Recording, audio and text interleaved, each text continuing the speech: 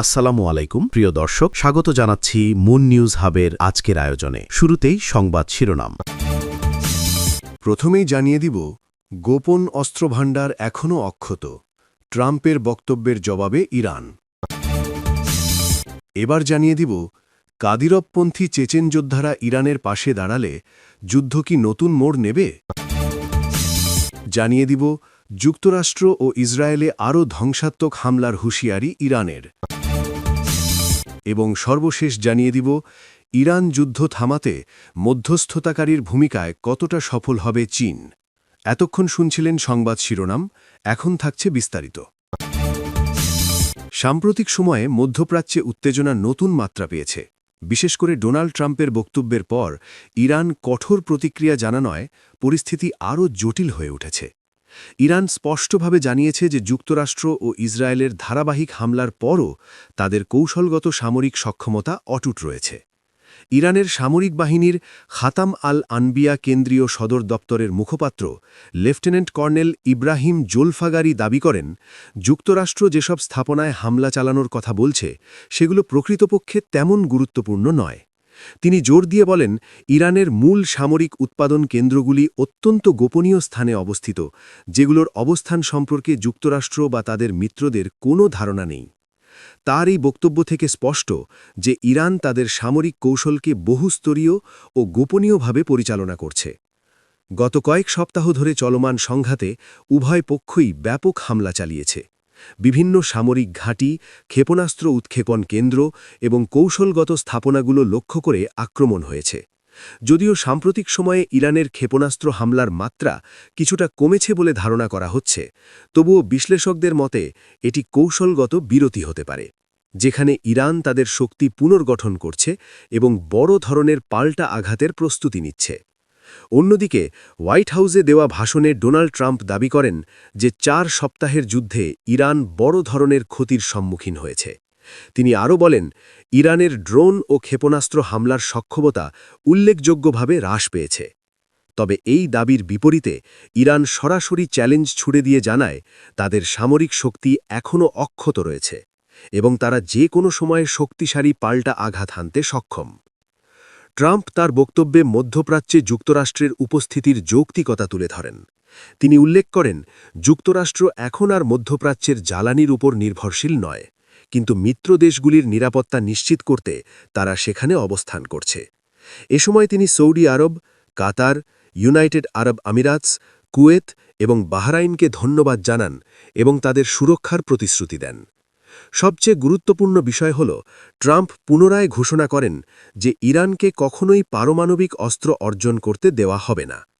এটি দীর্ঘদিন ধরে যুক্তরাষ্ট্রের পররাষ্ট্র নীতির একটি মূল অবস্থান, যা পূর্ববর্তী প্রশাসনের সময় বারাক ওবামার করা পারমাণবিক চুক্তি বাতিলের মাধ্যমে আরও কঠোর রূপ নেয়। এছাড়া ট্রাম্প স্মরণ করিয়ে দেন 2020 সালে ইরানের প্রভাবশালী জেনারেল কাসেম সোলেমানিকে হত্যার নির্দেশ দেওয়ার ঘটনাও। অন্যদিকে ইরান তাদের অবস্থানে অনড় থেকে স্পষ্টভাবে জানিয়ে দিয়েছে যে তারা এই যুদ্ধ থেকে পিছিয়ে আসবে না। রাষ্ট্রীয় টেলিভিশনে প্রচারিত এক বিবৃতিতে খাতাম আল আনবিয়া কমান্ড জানায়, যুদ্ধ চলবে যতক্ষণ না প্রতিপক্ষ পরাজয় স্বীকার করছে। তারা আরও সতর্ক করে দেয় যে ভবিষ্যতে আরও বড় ও ধ্বংসাত্মক হামলার জন্য প্রস্তুত থাকতে হবে। বিশ্লেষকরা মনে করছেন, বর্তমান পরিস্থিতি অত্যন্ত সংবেদনশীল। একদিকে যুক্তরাষ্ট্র ও তার মিত্ররা ইরানের সামরিক সক্ষমতা ভেঙে দিতে চাইছে, অন্যদিকে ইরান নিজেদের প্রতিরোধ ক্ষমতা প্রদর্শন করে রাজনৈতিক প্রভাব বজায় রাখতে চায়। এই সংঘাত যদি দীর্ঘায়িত হয়, তাহলে তা শুধু মধ্যপ্রাচ্য নয়, বৈশ্বিক রাজনীতি ও অর্থনীতিতেও বড় ধরনের প্রভাব ফেলতে পারে। মধ্যপ্রাচ্যের রণক্ষেত্রে উত্তেজনা নতুন এক মাত্রায় পৌঁছেছে।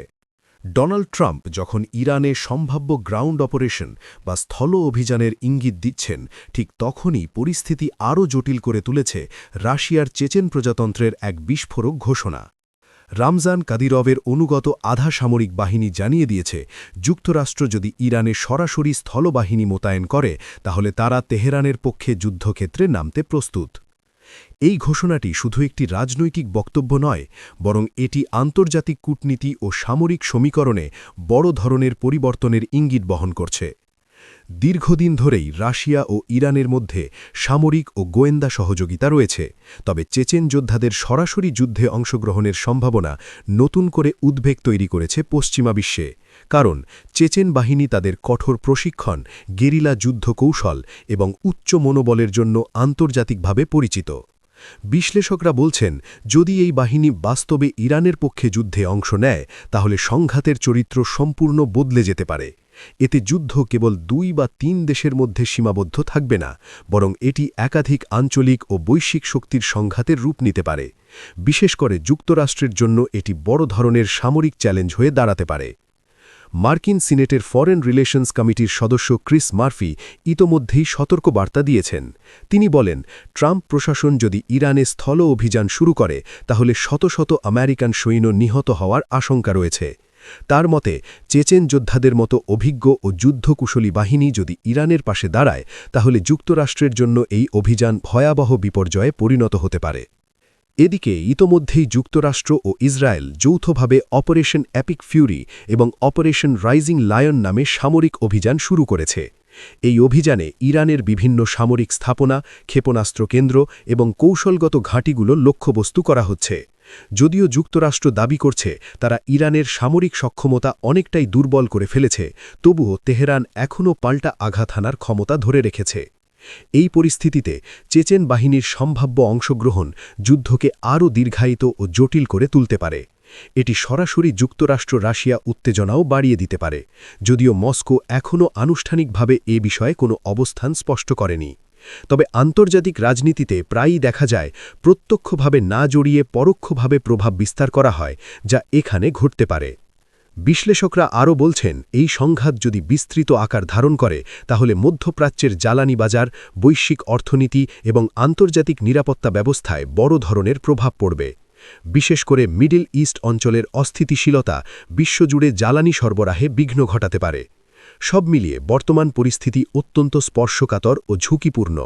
একদিকে যুক্তরাষ্ট্র তাদের সামরিক শক্তি প্রদর্শন করছে, অন্যদিকে ইরান ও সম্ভাব্য মিত্ররা প্রতিরোধ গড়ে তুলছে। চেচেন বাহিনীর এই ঘোষণা বাস্তবে রূপ নিলে তা যুদ্ধের গতি ও ফলাফলকে উভয়কেই নাটকীয়ভাবে পরিবর্তন করতে পারে। এখন বিশ্ব তাকিয়ে আছে, এই উত্তেজনা কি পূর্ণাঙ্গ যুদ্ধের রূপ নেবে নাকি কূটনৈতিক সমাধানের পথ খুঁজে পাওয়া যাবে। মধ্যপ্রাচ্যের চলমান সংঘাত ক্রমেই ভয়াবহ রূপ নিচ্ছে। সাম্প্রতিক পরিস্থিতিতে ইরান স্পষ্টভাবে ঘোষণা দিয়েছে যে তারা তাদের সামরিক হামলা আরও জোরদার করবে এবং এই অভিযান চলবে যতক্ষণ না ইউনাইটেড স্টেটস ও ইসরায়েল স্থায়ী অনুশোচনা ও আত্মসমর্পণে বাধ্য হচ্ছে। এই হুঁশিয়ারি আন্তর্জাতিক মহলে নতুন করে উদ্বেগ সৃষ্টি করেছে। ইরানের সশস্ত্র বাহিনীর মুখপাত্র এক বিবৃতিতে জানান, ভবিষ্যতে আরও বিধ্বংসী, ব্যাপক ও শক্তিশালী হামলার জন্য তাদের বাহিনী প্রস্তুত রয়েছে। এই বক্তব্য থেকে স্পষ্ট যে তেহরান শুধু প্রতিরক্ষামূলক অবস্থানে নেই, বরং আক্রমণাত্মক কৌশল নিয়েই এগোচ্ছে। বিশ্লেষকদের মতে এটি একটি শক্তিশালী বার্তা। ইরান তাদের সামরিক সক্ষমতা প্রদর্শন করতে চায় এবং প্রতিপক্ষকে ভয় দেখাতে চায়। এর আগে সাবেক মার্কিন প্রেসিডেন্ট ডোনাল্ড ট্রাম্প দাবি করেছিলেন, চলমান সংঘাতে ইরান উল্লেখযোগ্যভাবে দুর্বল হয়ে পড়েছে। তিনি বলেন, যুক্তরাষ্ট্র ও ইসরায়েলের যৌথ অভিযানে ইরানের ক্ষেপণাস্ত্র ও ড্রোন সক্ষমতা ব্যাপকভাবে ক্ষতিগ্রস্ত হয়েছে। তবে এই দাবিকে সরাসরি প্রত্যাখ্যান করেছে ইরান। ইরানের সামরিক মুখপাত্র ইব্রাহিম জোলফাঘারি পাল্টা জবাবে বলেন, যুক্তরাষ্ট্র ও ইসরায়েলের মূল্যায়ন সম্পূর্ণ ভুল এবং অসম্পূর্ণ। তার মতে ইরানের সামরিক শক্তি এখনও পুরোপুরি অক্ষত রয়েছে এবং তারা যে কোনো সময় আরও বড় আকারে পাল্টা আঘাত হানতে সক্ষম।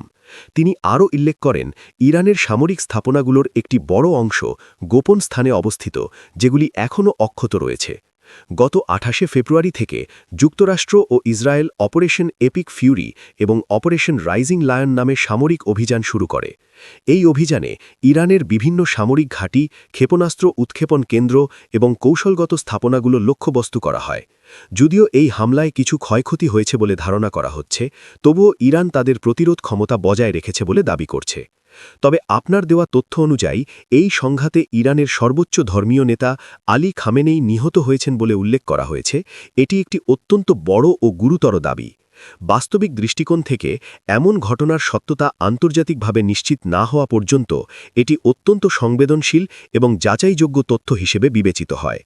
এমন কোনো ঘটনা ঘটলে তা বৈশ্বিক রাজনীতিতে বড় ধরনের ভূমিকম্প তৈরি করত। বর্তমান পরিস্থিতিতে সবচেয়ে গুরুত্বপূর্ণ বিষয় হল এই সংঘাত দ্রুত বিস্তৃত হওয়ার আশঙ্কা। একদিকে যুক্তরাষ্ট্র ও ইসরায়েল তাদের সামরিক অভিযান চালিয়ে যাচ্ছে, অন্যদিকে ইরান পাল্টা আঘাতের প্রস্তুতি নিচ্ছে। এর ফলে পুরো মিডল ইস্ট অঞ্চল একটি পূর্ণাঙ্গ যুদ্ধে জড়িয়ে পড়তে পারে। বিশ্লেষকদের মতে, যদি এই সংঘাত দীর্ঘস্থায়ী হয় তাহলে এর প্রভাব শুধু মধ্যপ্রাচ্যে সীমাবদ্ধ থাকবে না, বরং বৈশ্বিক অর্থনীতি, জ্বালানি বাজার এবং আন্তর্জাতিক নিরাপত্তা ব্যবস্থায় বড় ধরনের প্রভাব ফেলবে। বিশেষ করে তেলের দাম বৃদ্ধি, সরবরাহ সংকট এবং বৈশ্বিক বাজারে অস্থিরতা দেখা দিতে পারে। সব মিলিয়ে বর্তমান পরিস্থিতি অত্যন্ত উদ্বেগজনক। ইরানের কঠোর অবস্থান এবং যুক্তরাষ্ট্র ও ইসরায়েলের সামরিক চাপ, এই দুইয়ের সংঘর্ষ বিশ্বকে এক অনিশ্চিত ভবিষ্যতের দিকে ঠেলে দিচ্ছে। এখন দেখার বিষয়, এই উত্তেজনা কি পূর্ণাঙ্গ যুদ্ধে রূপ নেয়, নাকি কূটনীতিক আলোচনার মাধ্যমে পরিস্থিতি নিয়ন্ত্রণে আনা সম্ভব। মধ্যপ্রাচ্যের চলমান যুদ্ধ দ্বিতীয় মাসে গড়ানোর সঙ্গে সঙ্গে বৈশ্বিক অর্থনীতি ও জ্বালানি বাজারে তীব্র অস্থিরতা দেখা দিয়েছে। মিডল ইস্ট অঞ্চলের এই সংঘাতের সরাসরি প্রভাব পড়েছে বিশ্বজুড়ে তেলের সরবরাহ ব্যবস্থায়, যার ফলে জ্বালানির দাম আকাশচুম্বী হয়ে উঠেছে। এই প্রেক্ষাপটে নতুন এক কূটনৈতিক বাস্তবতা তৈরি হয়েছে, যেখানে চীন নিজেকে শান্তি প্রতিষ্ঠার মধ্যস্থতাকারী হিসেবে তুলে ধরার চেষ্টা করছে। এদিকে ডোনাল্ড ট্রাম্প জানিয়েছেন, ইরানে মার্কিন সামরিক অভিযান আরও 2 থেকে 3 সপ্তাহের মধ্যে শেষ হতে পারে। তবে যুদ্ধের সমাপ্তি কিভাবে ঘটবে বা যুদ্ধ পরবর্তী পরিস্থিতি কি দাঁড়াবে তা এখনও অনিশ্চিত। এই অনিশ্চয়তার মধ্যেই কূটনৈতিক তৎপরতা বাড়িয়েছে পাকিস্তান এবং চীন। ইরানের বিরুদ্ধে যুক্তরাষ্ট্র ও ইসরায়েলের সামরিক অভিযানের প্রেক্ষাপটে পাকিস্তান মধ্যস্থতার উদ্যোগ নেয় এবং এই প্রক্রিয়ায় চীন অপ্রত্যাশিতভাবে যুক্ত হয়।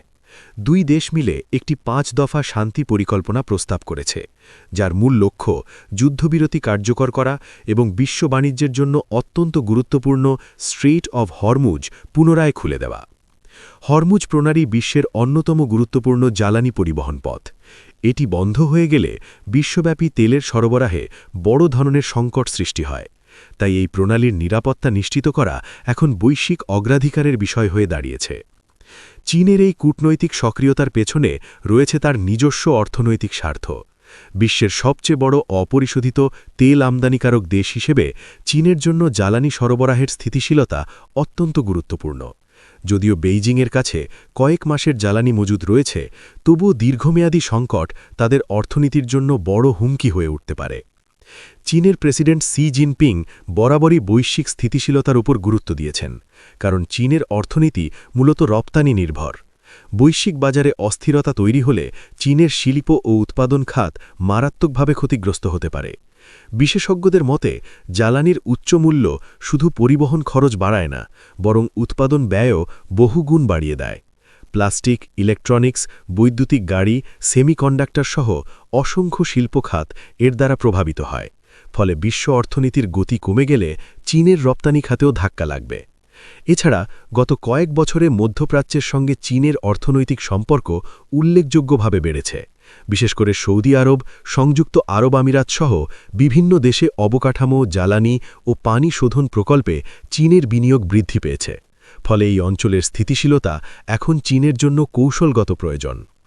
চীন অতীতেও মধ্যপ্রাচ্যে মধ্যস্থতাকারীর ভূমিকা পালন করেছে। 2023 সালে সৌদি আরব ও ইরানের মধ্যে কূটনৈতিক সম্পর্ক পুনঃস্থাপনে বেইজিং গুরুত্বপূর্ণ ভূমিকা রাখে। এই অভিজ্ঞতা থেকেই তারা আবারও বর্তমান সংঘাতে শান্তি প্রতিষ্ঠার চেষ্টা করছে। তবে চীনের এই ভূমিকার কিছু সীমাবদ্ধতাও রয়েছে। যুক্তরাষ্ট্রের মতো শক্তিশালী সামরিক উপস্থিতি এই অঞ্চলে চীনের নেই। পারস্য উপসাগরীয় অঞ্চলে যুক্তরাষ্ট্রের একাধিক সামরিক ঘাঁটি থাকলেও চীনের নিকটতম ঘাঁটি পূর্ব আফ্রিকার জিবুতিতে অবস্থিত, যা মূলত লজিস্টিক সহায়তার জন্য ব্যবহৃত হয়। ফলে চীন সরাসরি সামরিক হস্তক্ষেপে যেতে না চাইলেও কূটনৈতিক ও অর্থনৈতিক প্রভাবের মাধ্যমে পরিস্থিতি নিয়ন্ত্রণে রাখার চেষ্টা করছে। একই সঙ্গে তারা নিজেদের একটি দায়িত্বশীল বৈশ্বিক শক্তি হিসেবে প্রতিষ্ঠা করতে চাইছে। সব মিলিয়ে বর্তমান পরিস্থিতি শুধু একটি আঞ্চলিক সংঘাত নয়, এটি বৈশ্বিক শক্তির নতুন প্রতিযোগিতার ক্ষেত্র হয়ে উঠছে। চীন, যুক্তরাষ্ট্র এবং অন্যান্য শক্তিধর দেশগুলোর কৌশলগত পদক্ষেপের উপর নির্ভর করবে এই যুদ্ধের ভবিষ্যৎ এবং বিশ্ব অর্থনীতির স্থিতিশীলতা।